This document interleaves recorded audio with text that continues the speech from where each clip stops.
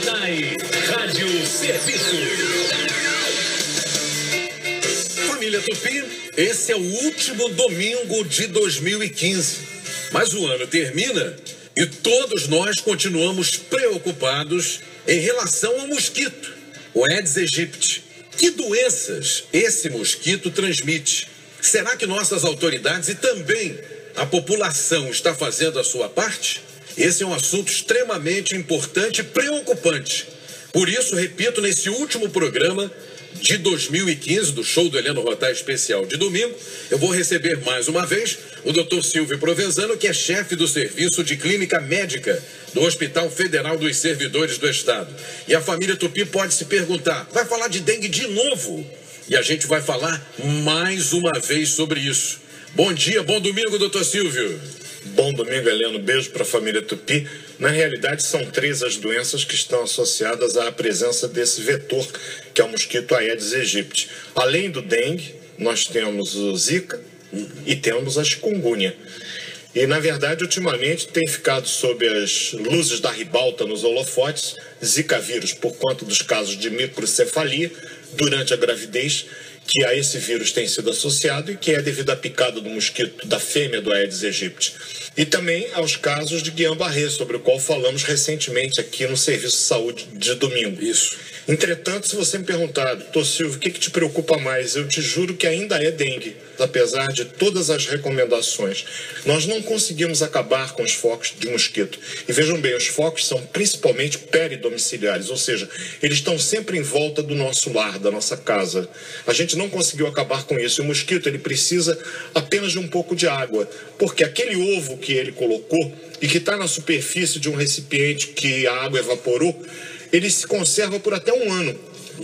Ele fica ali conservado, ele tem um aspecto inclusive meio escurecido, os sinais escuros naquele vasinho de planta. Aí você vai lá regar a plantinha, algumas gotas d'água são suficientes para que em algumas horas aquele ovo que estava numa espécie de hibernação, ele ecloda e dê origem à larva. E essa larva rapidamente vai se transformar no mosquito. E o mosquito, assim que nasce, ele já está em capacidade de reprodução. E como se reproduz com facilidade o Aedes aegypti? Então, na verdade, há necessidade não só de esvaziar os recipientes de água, mas também de escovar, fazer a escovação dessas superfícies para que, se eventualmente houver algum ovo ali, ele também seja removido. Porque na primeira água de chuva já é o suficiente para aquele ovinho se transformar numa larva e ela no mosquito.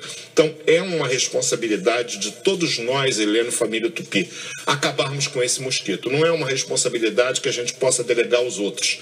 E no nosso país nós temos um hábito muito latino, muito brasileiro.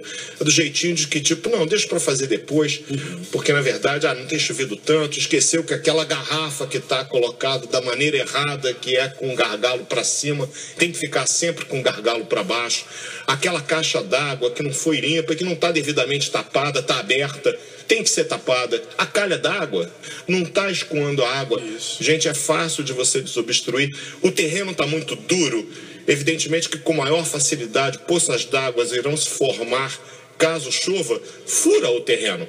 Você tem aquelas enxadinhas de dentes exatamente para que você possa ir furando o terreno. E à medida que você fura, você vai criar um canal de drenagem. Essa água é absorvida, né? É, a água é absorvida. A água é muito boa. Ela só não pode ficar acumulada. Verdade. Antigamente nós tínhamos a crença, e era verdadeira, de que o Aedes aegypti ele era extremamente seletivo com relação à água que ele utilizava para poder colocar seus ovos. Só água limpa. Hoje em dia a gente vê que mesmo em água de esgoto ele é capaz de colocar o ovo e ali mesmo ele acaba se procriando. Então cuidem dos valões a céu aberto, né? Procurar, isso é um trabalho estatal. Melhorar as condições de saneamento básico das cidades é um trabalho das nossas prefeituras, o que temos que admitir também não é muito bem feito no nosso país. Então cobrar das autoridades isso. É uma responsabilidade erradicar o mosquito de cada indivíduo, do governo, da sociedade como um todo. Agora, doutor Silvio, vamos lá. Muita gente confunde os sintomas, né? Quais são os sintomas, então, de quem está com a dengue? Vamos começar falando da dengue. Os sintomas da dengue, basicamente, é febre alta. Você sabe que na África, onde é endêmica a doença e onde ela é originária, chamada de febre quebra-ossos. Mas, doutor Silvio, deixa eu só te interromper um minutinho, porque eu fiquei com essa dúvida aqui agora e tenho certeza que muita gente tem também. Os sintomas da dengue, eles são iguais em toda pessoa ou pode variar de pessoa para pessoa em relação ao organismo de um ou de outro? Claro que pode variar. Na realidade, a intensidade com que os sintomas se manifestam, eles variam de pessoa para pessoa. Nós somos pessoas que temos capacidade de reação aos estímulos de forma diferente. E isso é uma coisa que é muito da natureza humana. Você tem o vírus do dengue, ele entra no nosso organismo, ele é da mesma família do vírus, por exemplo, do Zika vírus, a família é Flaviridae. Esse tipo de vírus é um vírus RNA, porque existem diferentes tipos de vírus. E esse vírus, ao entrar no nosso organismo, ele provoca uma reação inflamatória sistêmica, que caracteristicamente vai provocar, principalmente na dengue, uma febre alta, geralmente acima de 38 graus.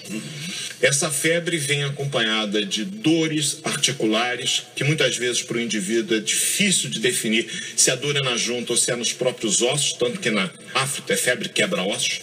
Parece que tudo está quebrado, o indivíduo tem por conta disso uma dificuldade muito grande de se locomover. A tendência dele, devido à prostração que essa doença aguda provoca, é inclusive ficar deitado, com muitas dores pelo corpo.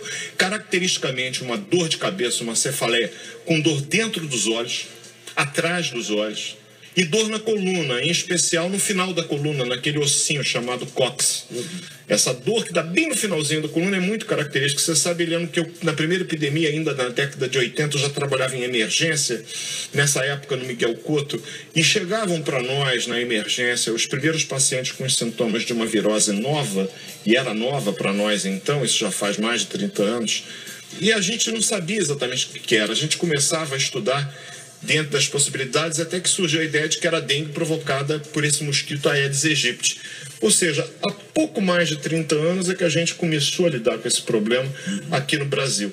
Então não havia ainda a forma hemorrágica. Por quê? Porque os tipos de vírus da dengue que nós tínhamos no nosso meio, eles só provocavam a forma hemorrágica da dengue na segunda infecção. A primeira infecção, a chamada prima infecção, não era capaz. Agora nós já temos, inclusive, tipos de vírus da dengue aqui, sorotipos dos vírus da dengue, que são capazes de provocar a forma hemorrágica mesmo na primeira infecção. Aquele indivíduo virgem de dengue, ele pode ter a forma hemorrágica na primeira. E quando suspeitar de dengue hemorrágica, né? Que é a curiosidade que certamente dentro da cabeça de cada um da família Tupi que está nesse momento nos ouvindo está passando. Sem dúvida. A dengue hemorrágica ela é suspeitada, evidentemente, claro, se você tiver algum fenômeno hemorrágico, pela gengiva, pela urina, pelas fezes, mas antes disso você vai fazer exames. Se vem uma febre acima de 38 graus, com uma dor caracteristicamente localizada dentro do olho, dor no corpo, procure a UPA. Faz-se um exame de sangue, nesse exame de sangue tem alterações no próprio hemograma que já vão sugerir ao médico que está ali te atendendo a possibilidade de ser dengue, já que é um quadro viral agudo, e na forma hemorrágica, porque há uma queda no número das plaquetas, que é um elemento sanguíneo. Isso deve chamar a atenção para esse paciente em especial. Nem todo paciente com queda de plaquetas deve ficar internado sob observação. Existem os critérios muito bem estabelecidos para isso no mundo inteiro. De repente, baixar aquela febre, observar, voltar à UPA, sempre que o médico recomendar, olha, eu quero que você volte depois de amanhã, porque cabe repetir esse exame, e cabe, para fazer o acompanhamento. Então é uma situação que você precisa de repouso, você precisa evitar determinados tipos de medicamentos, em especial o ácido acetil salicílico, o AS, a aspirina. Esse tipo de medicamento deve ser evitado. Alguns anti-inflamatórios, de um modo geral, também devem ser evitados, porque evidentemente irão facilitar a ocorrência de fenômenos hemorrágicos, o que seria catastrófico em um quadro de dengue hemorrágica. Dê preferência ao paracetamol, lembrando que não é o uso excessivo da medicação que vai promover um alívio dos sintomas com maior rapidez ou com maior eficiência. Porque em casos de dengue, que eu tenho percebido muitas vezes, é o paciente abusando do paracetamol, velho Tilenol. E com isso você pode ter uma hepatite medicamentosa, ou seja, você de certa forma alivia um problema e cria outro que pode ser ainda pior. A dose utilizada, empregada, é 500 miligramas para um adulto até de 6 em 6 horas. De resto é banho frio, beber bastante líquido para repor as perdas que certamente estão havendo. Dentro do quadro da dengue, não podemos deixar de lembrar que sintomas gastrointestinais também podem acontecer, em particular diarreia. Então, uma alimentação equilibrada, uma alimentação branda e bastante líquido. E, gente, toda essa encrenca que eu falei, inclusive com a possibilidade de óbitos associados à forma hemorrágica da dengue, poderia ser facilmente evitada se a gente cuidasse para que os criadores de mosquito fossem eliminados. Então, é dever de cada um de nós, de todos nós, estarmos vigilantes a isso, conversar com as pessoas e, se nenhuma medida for tomada, denunciar as autoridades, que elas haverão de tomar todas as medidas indispensáveis nessa situação. Perfeito. Acompanho o relator e nada mais tenho a acrescentar. Ultimamente isso tem dado encrenca. Doutor Silvio Provenzano, meu querido, mais uma vez, muito obrigado pela participação. E temos um novo encontro na quinta-feira, dia 31, último dia do ano, no show do Heleno Rotá, especial de Ano Novo. E o doutor Silvio vai estar aqui com a gente dia 31, quinta-feira. Um abraço e até quinta, então, amigo. Até dia 31, família Tupi. E lembrando que é o último domingo de 2015, não é o último domingo das nossas vidas. Vamos maneirar nas comemorações. Beijo, família. Abraço, querido. Show!